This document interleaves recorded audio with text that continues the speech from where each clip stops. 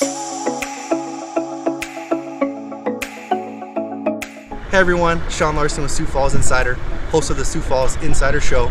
Today I got to sit down with Sue Salter. She's the CEO of the Make-A-Wish Foundation here in Sioux Falls, South Dakota, to go over everything that she has for the year and the impact that she has on the kids here.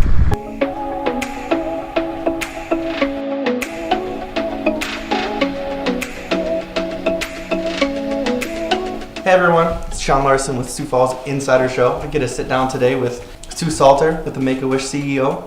And it's been great getting to meet her. Just tell us a little bit about how you got started, where you came from, and what brought you to Make-A-Wish. Well, thanks, Sean. I am a Sioux Falls native, born and raised right here, so love this area and love the state of South Dakota. I was in development work before this, and prior to that, a lot of my positions had been in nonprofit management. Oh, okay. Some city management, some fair management, and just love being at a place where it's a grassroots nonprofit and you're close to the mission each and every day in the work that you do. So here at Make-A-Wish South Dakota, we are so privileged to serve children and their families who are facing critical illnesses. We grant life-changing wishes to those children between the ages of 2.5 and 18. Every wish is an event unto itself. In our last fiscal year that ended the end of August, we granted 80 life-changing wishes in the state of South Dakota. Is it only kids that live in South Dakota, or is it that are going to the hospital, or what's the geographical areas for it? So we serve children from South Dakota, and some of those kids may be getting their care elsewhere. Sometimes they might be going to a specialty hospital, but if they're South Dakota residents, then we can serve them here at Make-A-Wish South Dakota. So the room that we're in right now is our favorite room in this building. This is the wish room. And so when a child has a wish, after their wish is completed, they get their name up on one of the stars that surrounds us here in the building, just sort of like being the Hollywood star, right? And it has their name, the year of their wish, and then what their wish was. So as an organization, with all of the kids that you get sent to your way, what do you guys need the most from us as a community? Yeah, so number one is awareness. We want everybody to know about Make-A-Wish, what our mission is, and we want to find every eligible child. So the more people can spread the word about what we do and encourage folks that they think might be eligible to go ahead and start the referral process, the better. Obviously, the wishes that we grant take dollars, and so we always need resources. And so money is one thing, but sometimes things people might not even think about, such as donating airline miles. We would love it if they would donate them to us. Once they donate them to Make-A-Wish, they never expire. So that's a really great thing. And because about 70% or better of our wishes involve air travel, we need lots and lots of airline miles.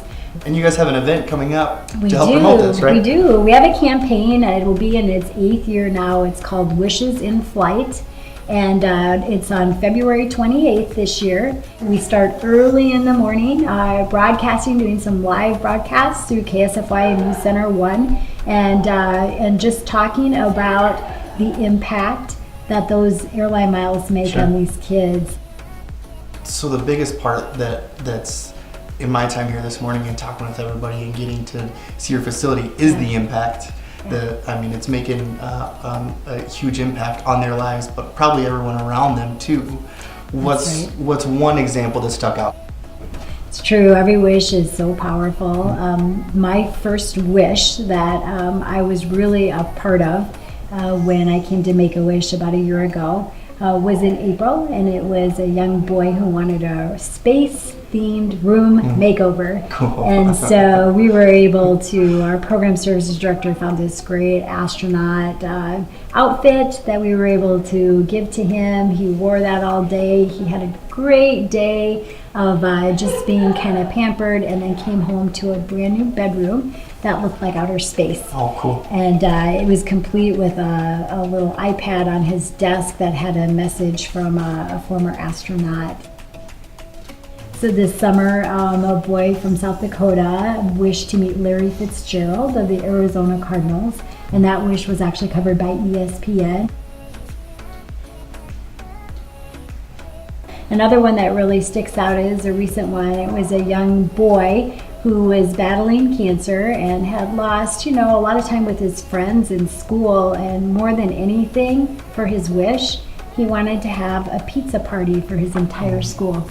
Right. So that's an example of a wish that really transformed an entire community. I was just going to say. So he took his big impact and decided to impact everybody else. Exactly. That's pretty That's cool. That exactly works. right. The funding part obviously has to be a main issue, a main concern every day. Is it on a national basis? Is it each individual chapter? Explain how that works. So we do have to raise the funds to support our operations each and every year. Sure. And that includes financing the wishes that we're able to grant. So as the number of wishes we're granting goes up, so does the need for dollars. We do not receive any government funding, so all of our support comes from individuals, from businesses, and then from events. And people work so hard to put these events together to raise dollars to make wishes come true. Cool. So with the event February 28th, the Airline Miles Push, what's after that? We get really busy in the summer months. Some of Sure. our biggest events, our largest, what we call external or community event, is Hot Harley Nights. Oh, cool. And since inception in 1996, has raised over $3 million gosh. for Make-A-Wish South Dakota. Cool. So we owe so much of our success to events like that support our mission. In addition to that, we do some of our own internal events where we plan everything. And one of those is a Walk for Wishes that's held out in Rapid City every spring. This year it's scheduled for May 18th, and people put together teams and go out and walk and hear from wish kids and families. And another one is a big golf tournament that we do here in Sioux Falls. This year scheduled for July 22nd. Cool. We invite teams to come out and spend the afternoon golfing. We'll have lots of wish kids around too, again, sharing their story and sharing that inspiration behind what they're doing. Well, thanks again for the time with Sue Salter at Make-A-Wish South Dakota. Again, if you want to get involved, 605-335-8000, or you can go to southdakota.wish.org.